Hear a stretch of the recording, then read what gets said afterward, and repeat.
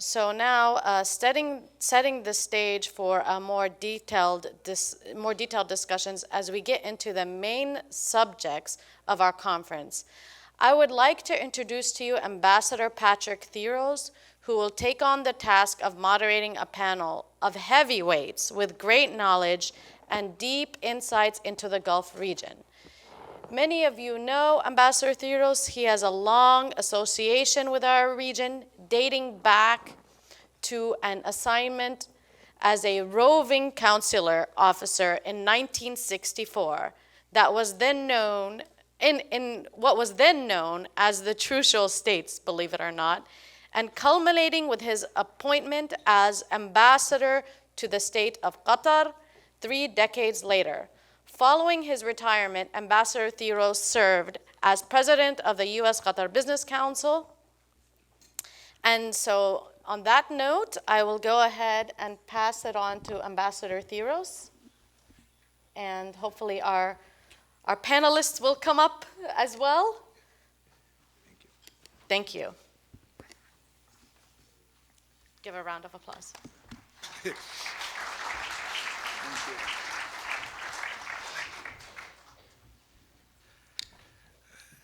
Thank you, Dania. Thank you all for coming today. I thought the world, particularly the Gulf, had turned topsy-turvy as we started last year's conference. This year's tumult, 2019, makes us long for the relative calm of 2018. And my French isn't very good, but there's something up, la plus ça change, la plus la même chose, that the more things change, the more they stay the same. I'm not sure it applies in this case. The war in Yemen has transformed from a relatively straightforward, two-sided event to one where you can no longer tell the players without a scorecard, even with a scorecard. The U.S.-Iran confrontation has degenerated from a relatively civil exchange of threats and economic measures to something that looks frighteningly like August 1914, with the blind leading the blind into a shooting war that could bring down the economy of the entire world. Last year, Iraqi politicians jockeyed for power. This year, they face the wrath of an enraged street that can no longer tolerate their corruption. Nor did anyone expect in 2018 that America would abandon the fight against ISIS in Syria in 2019, threatening Iraqi stability as well as posing a threat to the rest of the region. We've assembled a panel of people best qualified to bring some order to our understanding of what transpired and where we are going. You all got their bios, so I won't bore you with reading them. Congressman Jim Moran will call on his 12 terms on the Hill to shine some light on the American perspective. General Mark Kimmitt brings 3 decades of political military experience to explain the nexus between the military and diplomacy in making sense of this madness. Dina Esfandiary brings us the perspective from European strategic studies. Lina Khatib has special insight into interrelationships of political Islam, political transitions, and the Syrian conflict. And finally, my friend Kristian Ulrichsen, who has more knowledge and experience than most on how the Gulf states work. And by the way, they did not define what they're going to talk about today. Simply, this is where they're coming from. So we can start down the line. Dina, thank you very much. Thank you very much for having me here and for inviting me to. One last point. Because we're running, I'm going to try rudely to keep you all within 10 minutes. At 9 minutes, you will hear a ringing sound. Okay, sounds good. So I've been asked to look a little bit at the nexus between the U.S., Iran, and the Gulf Arab states. To kind of explore where the current crisis came from and what it might mean for the future. So to put it simply, the current crisis is the result of, in my opinion, the result of the US pulling out of the Iran nuclear deal and of Iran's, what it calls its strategic patience with the European Union. So that's basically the year that it spent continuing adhering to the deal and waiting for the Europeans to essentially bring it the dividends of the deal. And once that year was up and Iran felt as though it still wasn't feeling the benefits of the nuclear agreement, it decided to increase the pressure on on the international community, basically, but mainly focusing on the Europeans. So it took a number of steps, as we all know, in the nuclear field. Most of these steps have been, in fact, all of these steps so far have been very much reversible. And Iran has been incredibly transparent in taking these steps. So what it does is it announces them, and then a couple of weeks later it takes them, which is a clear indication that it's really trying to put pressure on the remaining states party to the deal to actually do something about Iran getting benefits from it. What it's also done, though, is Iran has given the hardliners and its IRGC, the Revolutionary Guards, greater leeway in terms of what they're allowed to do outside of the country, and also in increasing the pressure. So it's kind of it's a twofold strategy. You've had the nuclear side on the one respect, and then the more military, regionally focused increasing of Iranian pressure on everybody else. The problem is that the current situation really isn't very tenable. The brinkmanship that we're seeing in the region requires a certain amount of transparency in order for it to actually be successful. While Iran has been transparent on the measures that it was going to take with regards to implementing less of the nuclear deal, it obviously hasn't been as transparent on the measures that it was going to take in the region to increase the pressure. And on the US side, I think this administration has been incredibly, well, the opposite of transparent, in fact, in terms of what their goals are and what they're trying to achieve, but also how they're trying to contain the Iranian threat in the region. The problem is that from Tehran's perspective, it's going to keep testing the waters to see what it can get away with without really knowing where that red line sits and when it's likely to cross it. The problem also is that President Trump's administration of maximum pressure, aside from increasing uncertainty and tensions in the region, from Iran's perspective, again, it doesn't really know what the goals of this pressure campaign are. And again, if the goal is, for example, to encourage Iran to return to the negotiating table, then this doesn't really make sense, because from Tehran's perspective, it can't be seen to capitulate to US demands before it shows up at the negotiating table, because that'll set a precedent for any time anybody wants to engage with Iranian officials. And they'll think to themselves in the future, well, basically all we have to do is increase the pressure on Iran for it to come back to talks or to give in. So Iran can't be seen to do that. If the goal for Iran is regime change, well, again, the problem with this policy is that it's diminishing the power of the middle classes, who are the ones who are likely to come out and actually change things in Iran. And also, one of the effects that it's having is that it's kind of unifying the Iranian public with its government. We saw, I don't know if anybody saw, there were some results of some polling done yesterday that was released that showed that actually the Iranian public was very much it supported what the what the Iranian government was doing in terms of standing up to the US right now. And that's pretty standard. I mean, any country in the world will tend to unify when it's facing an external threat, and Iran is no different. If the goal is to increase tensions to the point of leading to war, then my question to that is, again, to what effect? What is military confrontation in the Middle East going to achieve other than make everything a million times worse? Perhaps upside is the wrong way to put it, but I would say the one upside of these increasing tensions in the region is that as a result of the Trump administration's erratic policies, some of the countries in the region have felt that they will have to take matters into their own hands. Iran has increased pressure and the threats that it's issued to countries in the region. Tehran knows that it can't really reach into the US and it can't really threaten the US. And so what it does is it focuses on the Gulf Arab states. And in fact, one of the first threats that Tehran made was against, I think, Dubai. And this is very significant for the Gulf Arab states because, of course, Iran doesn't actually have to shoot any missiles. It doesn't actually have to do anything. But the mere threat of Iranian retaliation, particularly in a country like the UAE, is going to have enough of an impact anyway. So countries in the region have taken matters into their own hand, and they've started to engage with Iran, which I think is definitely a positive development. Iran in the next few months is likely, in my opinion, to continue this kind of activity, or the current level of activity it's at in the region. And by that I mean that I don't believe that it's going to carry out attacks or sponsor attacks that are going to be, that are going to go further than the attacks that we saw a couple of weeks ago in Saudi Arabia. I think Iran achieved its objectives in those attacks. And again, they were very carefully calibrated attacks, where Iran was able to maintain a certain amount of deniability, but of course not too much, which in itself is a risk for Tehran. It doesn't also want to increase and be overt in the way that it carries out these attacks, because that's deniability is a positive thing for Tehran.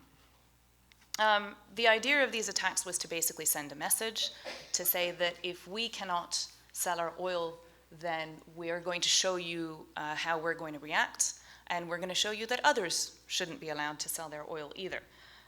It was clearly intended to showcase their reach and what they're able to do, but it was also done in a very interesting manner. It was, while the effect was very big, Iran disrupted oil flows a little bit, but not as significantly as it could have. It also knew that Saudi Arabia wasn't producing at full capacity, and as a result would be able to pick up production pretty quickly afterwards. And of course there was no loss of life, which I think was quite important in this particular incident. So like I said, I don't think Iran is going to go beyond this type of attack in the region. I think it's likely to continue this level of activity. It's likely to ensure that whatever it does, it's able to maintain a certain amount of deniability, because it wouldn't want to invite any kind of counterattack. The one, playing devil's advocate for myself, the one downside is that the president's announcement of troop withdrawals from Syria, Iran is watching this kind of activity, and Tehran is likely to read it as further proof that the US does not want to get embroiled in conflicts in the region.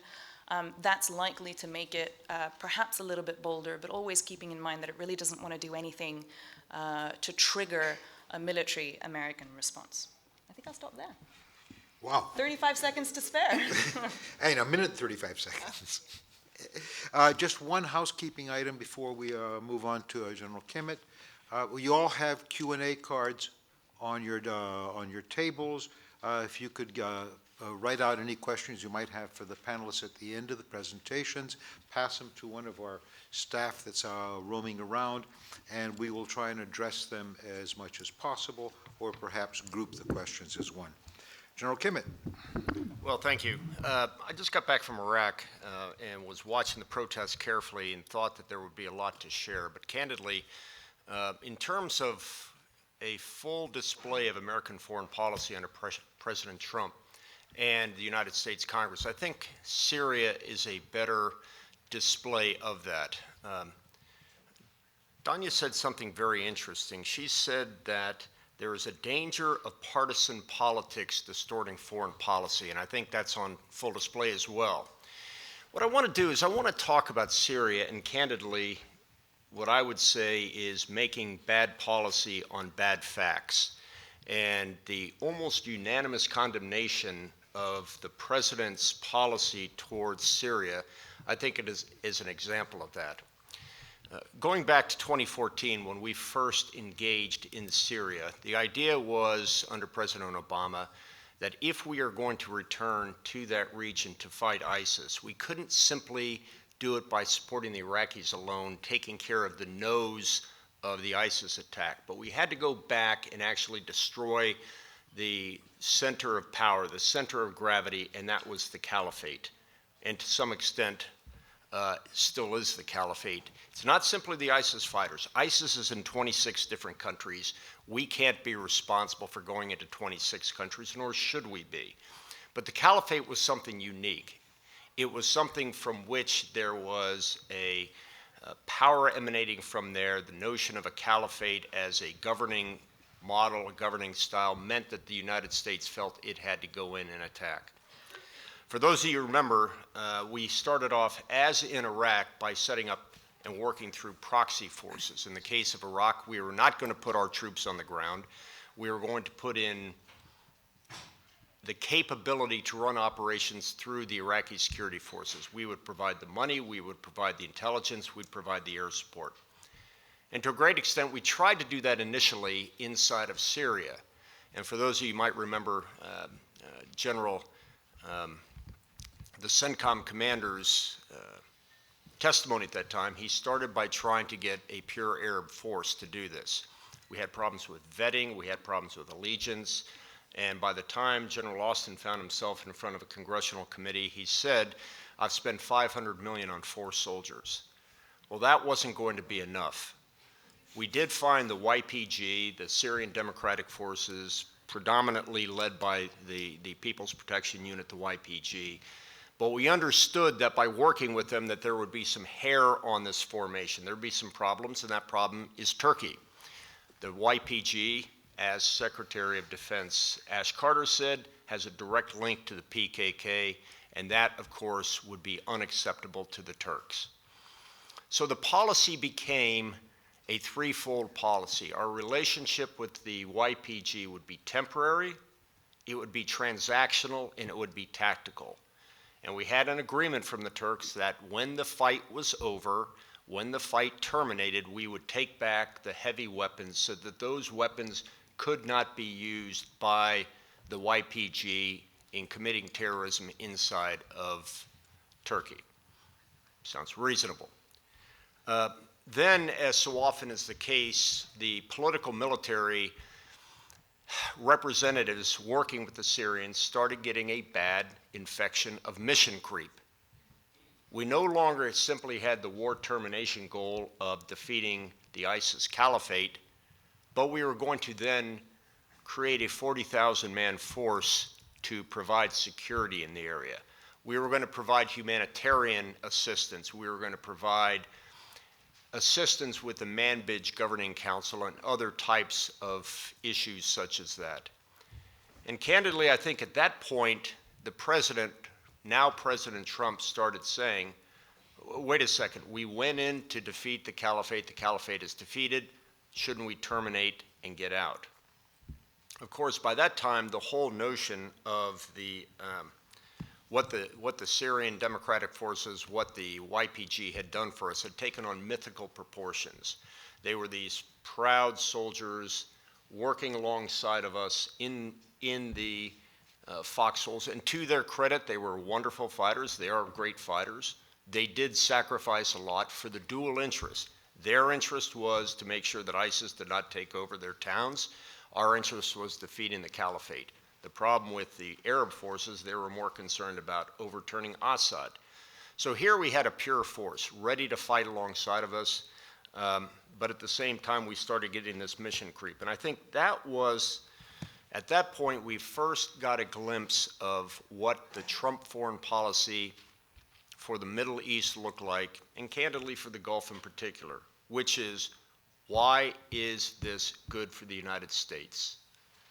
That's got to be the litmus test. Why is this good for the United States? And I don't think he had that answer satisfactorily answered to him when on December 19th he said we're going to start to withdraw. There was pushback. He did keep a significant force in there. And as that happened, we started the negotiations with the Turks on the safe zones. We never came to a reconciliation with the Turkish government on what those safe zones would look like, despite the fact that I had served with the Minister of Defense of Turkey, Hulusi Akar, in Bosnia in 97, 98, when we were effectively operating in safe zones inside Bosnia. So he understood it, but I think that there were more political pressures there. But in any case, there was another factor that was overhanging all of this, which was the authority for the use of military force.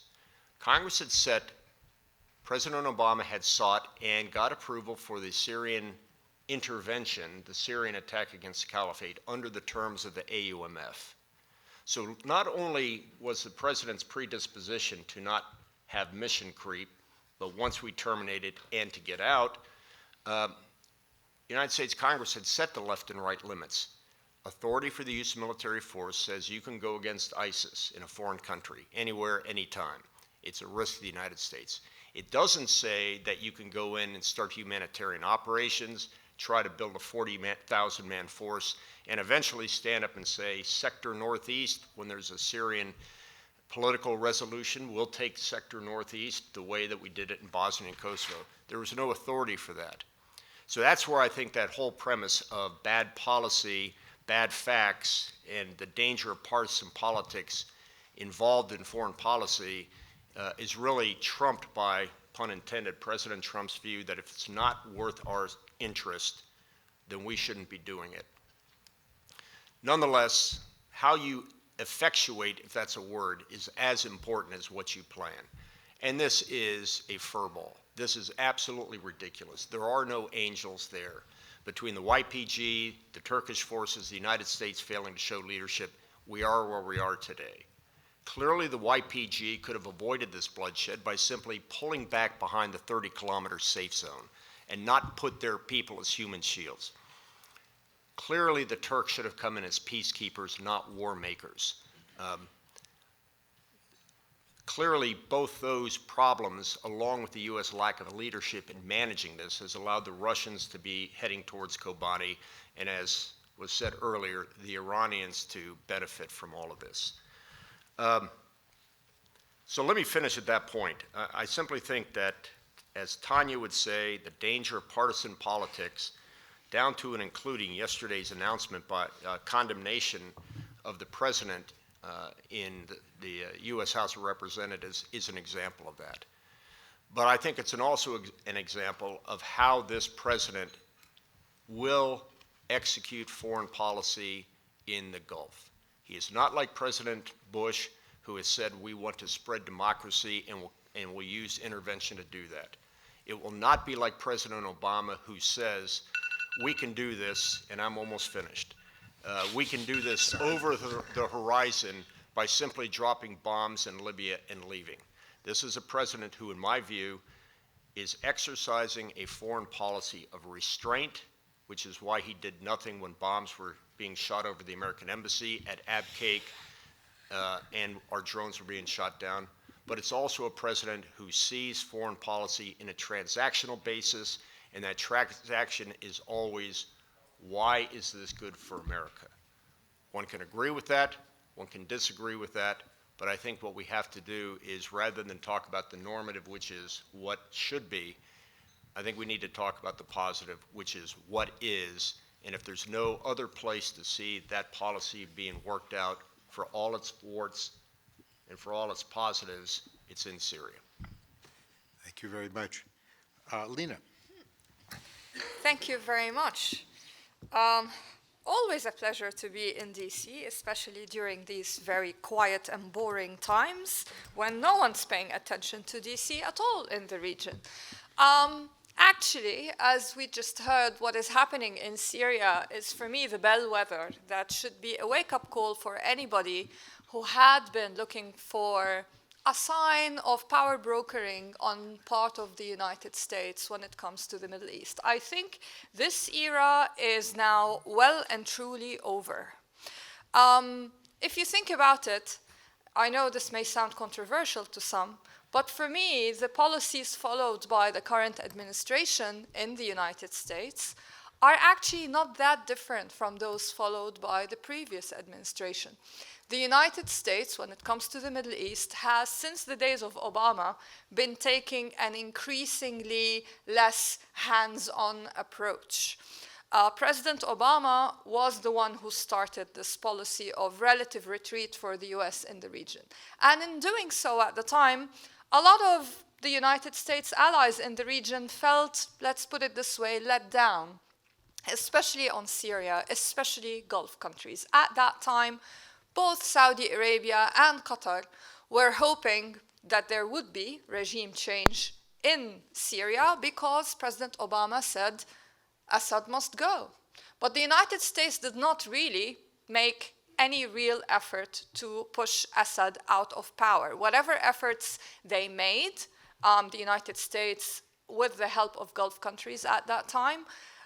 Those were basically overridden by the efforts made by Russia and Iran to keep Assad in power. And I think eventually the United States realized that, you know what, to really get rid of Assad, we would have to do a lot more, which again posed the question of would this be in the US interest? And I think we all now know that the decision was that the United States, frankly, did not seem to care all that much about the removal of Assad from power. And we are where we are today. I think the focus in the public domain is so much on President Trump's style that people can easily fall into stylistic comparisons between him and President Obama without looking actually at the continuity between the two administrations when it comes to US foreign policy towards the Middle East. If you just forget about the style, you'll see that there is a trajectory of US relative retreat from this region that I think will continue no matter who the next president of the United States will be. I think the days of the US basically being the power broker in the region are over. So who is the power broker? If you look at Iraq today, the situation is very interesting. We're seeing protests happen in Iraq. The protests are happening in mainly Shia-dominated areas and are an expression of grievances directed towards the current government of Iraq because it is not delivering to its people. The fact that large-scale protests are not happening in Sunni-dominated areas does not mean that the Sunnis don't share the same grievances expressed by their Shia brethren in Iraq. In fact, they do.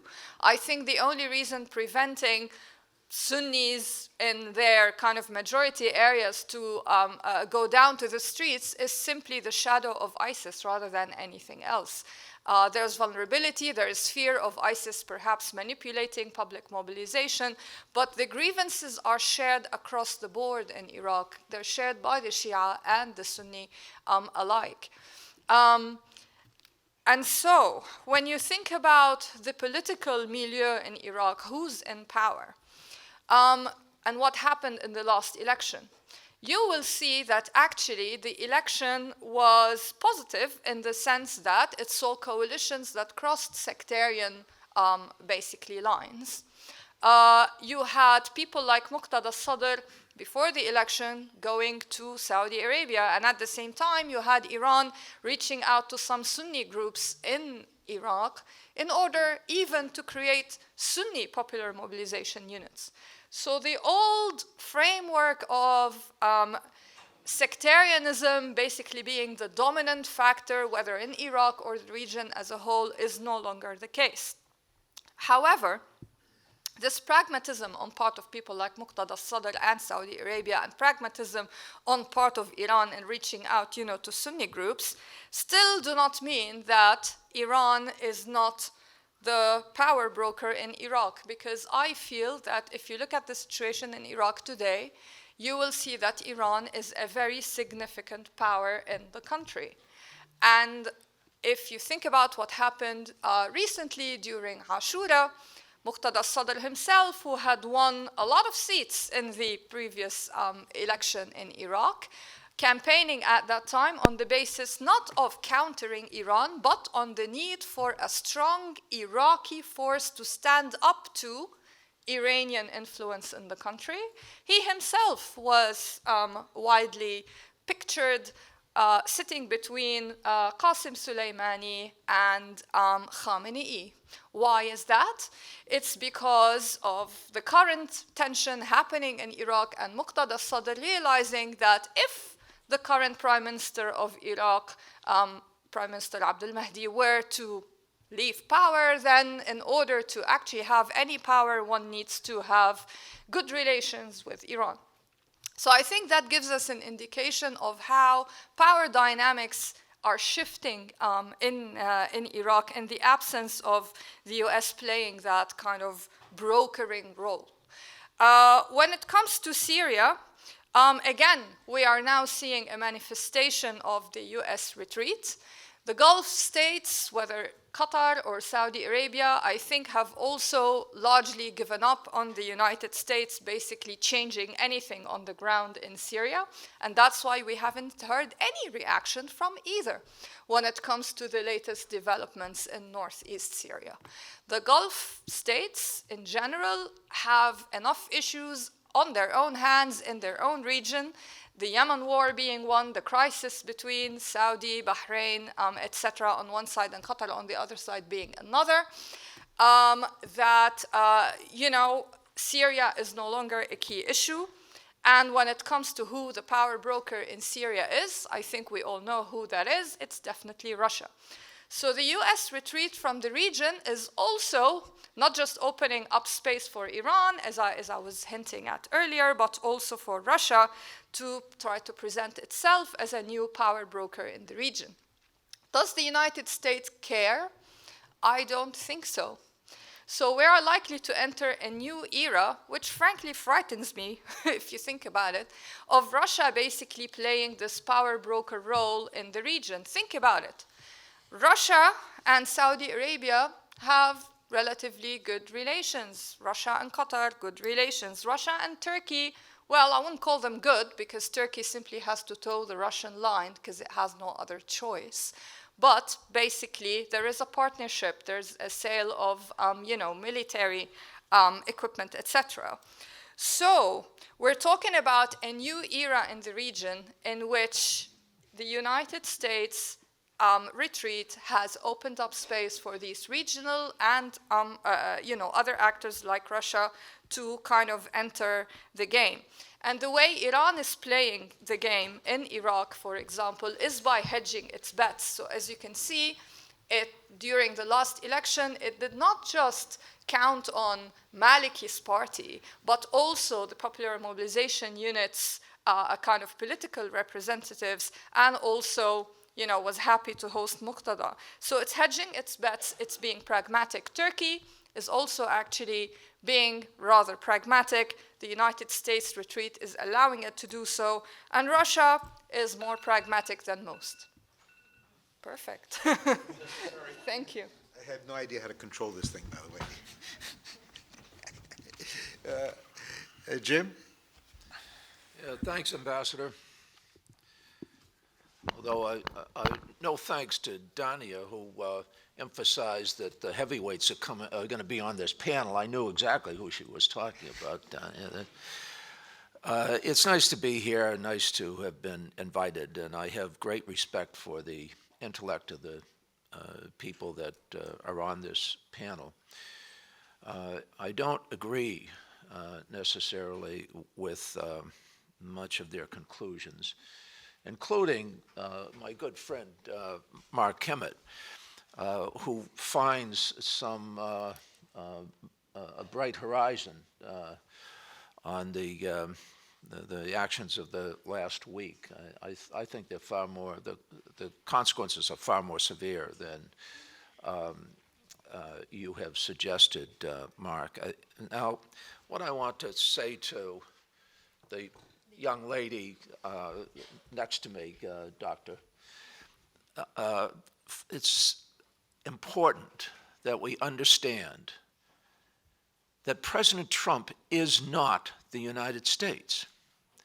And much of the rest of the world will report as though President Trump's decision was America's decision. It was not. I don't know whether President Trump is going to be reelected. If I had to guess, I would guess that he will only occupy the White House for one more year, if that. But I know that the United States Congress, particularly the people who are consequential in terms of foreign policy, are going to continue to be there. And the United States Congress this week overwhelmingly, virtually unanimously, opposed this policy.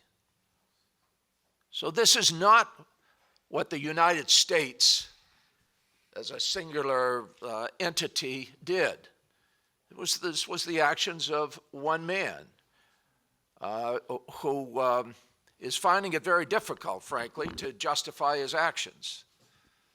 He called in the leaders of the Congress, the ones who make policy in terms of our armed forces and our foreign policy yesterday, as well as the overall leadership of the House and Senate. It was an absolute disaster. Spoke with people who were actually there in that meeting last night. He came in, first of all, looked around the room, and he said, "Who called this meeting?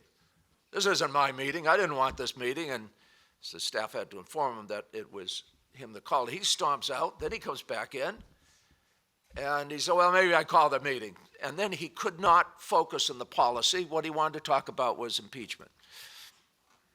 That is not typical of American leadership. It is untypical, and frankly, it's embarrassing. But it is not permanent, and people who react to what has happened over the last week in ways that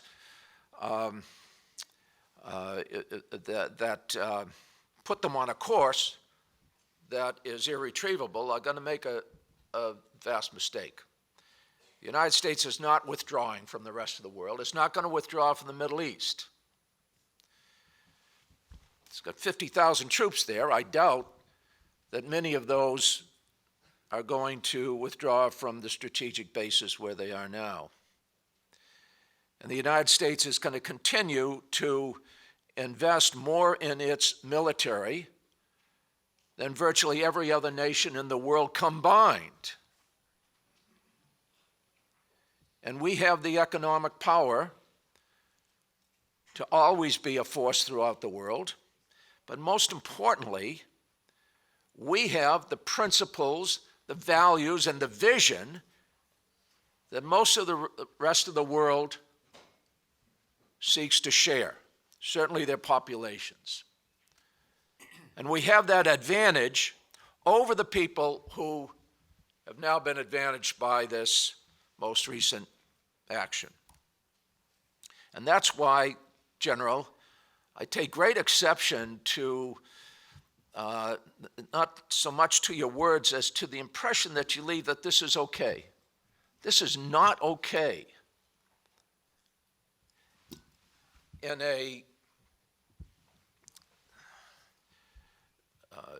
an impetuous action, Russia has now gained a triumphal position, particularly from the perspective of the Middle East and much of the rest of the world. Putin is the biggest winner of what happened. That is not in America's interests. I don't know if it's irreparable, but it is damaging, because Putin's objectives are not consistent with that of the free world, with Europe and the United States. We now have a proxy in Syria that is basically dependent upon Vladimir Putin. But he is not going to be overthrown. And so all those lives that were lost, all that cost, it's irretrievable. It's more than unfortunate. It's disastrous. The other winner, of course, is Iran. And while the Iranian people, over the long run, have been one of the closest allies of the United States until the relatively recent era when the mullahs and the militia took over, Iran is a great threat. But bear in mind, when you suggest that President Obama started the withdrawal from the Middle East, the JCPOA was a very important milestone. It was progress. It was being adhered to. And it was creating a far safer region than what exists now and what existed beforehand.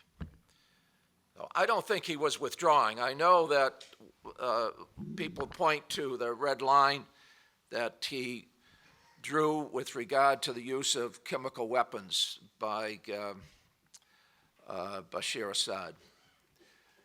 I had to whip that vote, and more than 80% of the Congress was not going to support him in enforcing the red line, nor did Europe.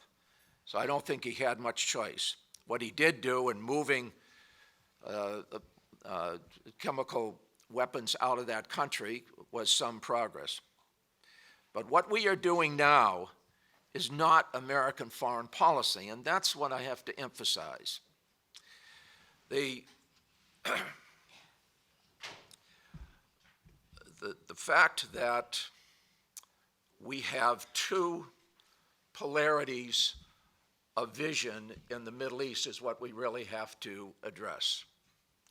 On the one hand, there's the majority now who seem to feel that authoritarian stability is what is in the best interests of the rest of the world, whether it's be a military dictatorship, a monarchy, or some form of authoritarian government. But that is inconsistent with American foreign policy. It's certainly inconsistent with both the executive and legislative branches for the vast majority of the 20th century and even the 21st century. We believe in democracy. We believe in human rights. We believe in freedom of the press. We believe that women should have equal rights to men. And we believe in enforcement of an unbiased, fair rule of law. So let me just conclude that and say a word about well, maybe I'd better not, because I want to say a word about the individual Gulf states and what is likely to happen as a result of this measure, but also in terms of what has happened over the last 5 years. Hopefully somebody will ask a question and we'll have an opportunity to respond to that. But I think I think you gather that what has happened over the last few days is extremely important. I think it has extreme adverse consequences to the United States, and I think we're going to have to deal with it in unprecedented ways. Thank you. Thank you very much, Mark. Kristian? Well, thank you very much. Congressman Moran made the point about foreign policy not being just President Trump. There's a whole set of interests and values. And in a few weeks, it will be 2.5 years, 13 months, since the chain of events that began or set in motion the boycott or the blockade of Qatar by 3 neighboring states plus Egypt began. And I think in this case, we see an instance of a set of impressions and assumptions made by interested regional states in how President Trump could or might operate. We see that well after President Trump has changed his position or changed his mind on the blockade and the utility of it, we've seen that the blockade itself is stuck politically. So we're seeing that many of those initial assumptions made in those tumultuous few weeks and months, those early weeks and months of the Trump administration, are still in practice working themselves out in ways that are really having or have had unanticipated consequences. And I think the blockade of Qatar, not only in the way it began with a hack of the Qatar news agency, it came to symbolize that crisis of the alternative facts era that accompanied President Trump's coming into office. And it's been very difficult to row back on all parties from some of the positions that were taken in those early weeks. I think right now the problem is fundamentally that this blockade, this crisis in the Gulf, which arguably is the most consequential crisis within the Gulf, or at least within the GCC states, since the Iraqi invasion and occupation of Kuwait in 1990-1991, is stuck politically because no one party seems to want to acknowledge that maybe a mistake was made and that it's now time to pull back and potentially lose face. it's almost as if all parties have reached a way they can live with the crisis, and this has at least opened up ways to develop pragmatic workarounds. With all due respect to the President's unrivaled expertise in foreign affairs, his attempt in the early months of 2018 to bring together the leading figures of Saudi Arabia, the UAE, and Qatar in a series of stage-managed meetings at the White House, which would culminate, in his view, in a Camp David summit. In my view, that never had a chance of succeeding, because it was precisely this set-piece event where leaders would have to agree that they had to move beyond those positions that were taken. That's exactly the way this crisis would not be resolved. Instead, this crisis will not have a set-piece resolution, I think, in my view at least, anytime soon. Rather, we may see a gradual rapprochement, a gradual easing of some of the measures taken in 2017, an escalation of the pragmatic workarounds that have already seen all six Gulf militaries, for example, at least continuing to engage in dialogue with US officials, with Jordanians, with Egyptians, with Iraqis, outside the Gulf, but also recently within Saudi Arabia as well. We'll see a gradual easing, perhaps, of some of the harder line positions. And I think it's to the credit of the Kuwaiti mediation attempts that they had worked on keeping open the channels of dialogue and communication between the leaderships to at least maintain a sense of momentum in attempts to resolve the crisis. There had been, of course, hopes that when Emir Sabah of Kuwait would have met with President Trump at the White House on September the 12th, that this might be the occasion for some sort of announced rapprochement. Of course, the visit did not happen because of ill health, and 2 days later came the attacks on Saudi Arabia at Abqaiq and Quraysh that really fundamentally changed the level of priorities, I think, in the region. So any attempt now to reconvene that meeting might have Emir Sabah, who of course has left the United States 2 days ago, would perhaps focus on trying to downplay tensions with Iran rather than try to recohere the Gulf Cooperation Council. There is also, of course, a spectrum of rapprochement. A full-on political reconciliation is probably unlikely, but certain measures, for example, granting overflight access to Qatar Airways once again, or dropping some of the separation of families, the restrictions on freedom of movement and goods, could be done quietly, and could also be done in ways that don't involve all 4 blockading states. There is, of course, a degree of difference as well in the nature of the 4 states and the harder line of their positions towards Qatar. You could easily at one point imagine a situation where Saudi Arabia begins to move ahead further on measures that gradually dial down tension with Qatar. Perhaps Abu Dhabi will fail to follow suit. The pragmatic workarounds that have begun to develop are at least, well, they're no way a substitute for the functioning of a well-run GCC, as the point was made by Ambassador Freeman. It is, I think, to the GCC's good fortune that in the first 2 years of this crisis, its rotating presidency was held first by Kuwait and then by Oman. The 2 balancers, the 2 countries that did not join the blockade and whose leaderships are respected for the decades of statesmanship and diplomacy they have taken or brought to regional affairs. We had the GCC summit taking place in December 2017 in Kuwait against many expectations. We had a similar summit convened by the Omanis taking place in Saudi Arabia last year. And many GCC committee meetings, the nuts and bolts of institutional and technocratic cooperation, have continued to take place in the comparatively safe spaces of Kuwait City and of Muscat. So it has been to the good fortune that the GCC has at least been kept on, not necessarily on life support, but has kept going in a way that has stripped away the political element from its economic and technocratic functioning. With the UAE due to take over the annual presidency in December this year, and with the GCC summit, at least on paper, intended to be in Abu Dhabi, it remains to be seen whether this run of luck of having the two balancers, the two moderating forces in Gulf politics at the helm can survive.